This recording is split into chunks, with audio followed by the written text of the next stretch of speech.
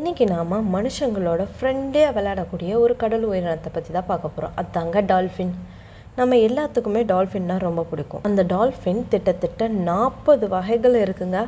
இதில் இருக்கிறதுலே சின்ன டால்ஃபின் 4 அடிக்கு இருக்குங்க. அது பேர் ஹெக்டர் டால்ஃபின்.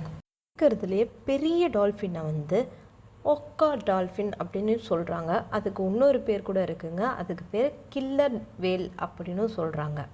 இது கிட்டத்தட்ட 30 அடி வரைக்கும் வளருமாங்க. கொஞ்சம் பெருசு தாங்க. டால்ஃபின்கள் மேக்ஸிமம் கூட்டம் கூட்டமாக தான் வாழுங்க. அந்த கூட்டத்துக்கு பேர் பாட்ஸ் அப்படின்னு சொல்லுவாங்க. இந்த கூட்டத்தில் கிட்டத்தட்ட 1000 டால்ஃபின் வரைக்குமே இருக்குமாங்க.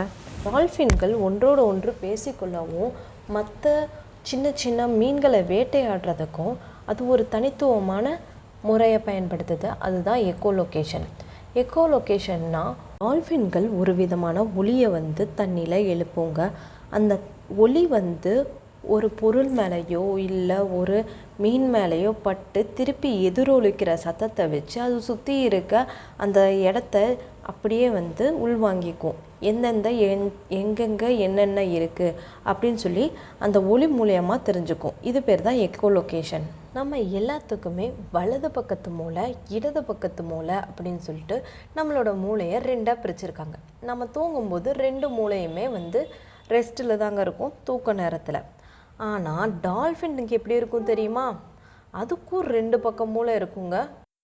வலது பக்க மூளை, இடது பக்க மூளை அப்படின்னு சொல்லிட்டு 2 மூளைகள் இருக்குங்க. ஆனால் அது தூங்குற நேரத்தில் ஒரு பாதி மட்டும்தாங்க தூங்கிட்டு இருக்கும். இன்னொரு பாதி விழிப்போடு தான் இருக்கும். அந்த ஒரு பாதி பக்கம் இருக்க கண்கள் கூட மூடிதாங்க இருக்கும். இன்னொரு பாதி விழிச்சிருந்து அந்த டால்ஃபினுக்கு ஏதாச்சும் ஆபத்து இருக்கான்னு சொல்லி பார்த்துக்கிட்டே இருக்குமா.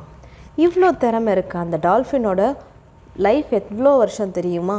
20லேருந்து 50 வருஷம் வரைக்கும் தாங்க. இன்றைக்கி நான் உங்களுக்கு சொன்ன தகவல்களில் எது உங்களுக்கு பிடிச்சிருக்குன்னு சொல்லிட்டு கமெண்ட் பண்ணுங்கள்.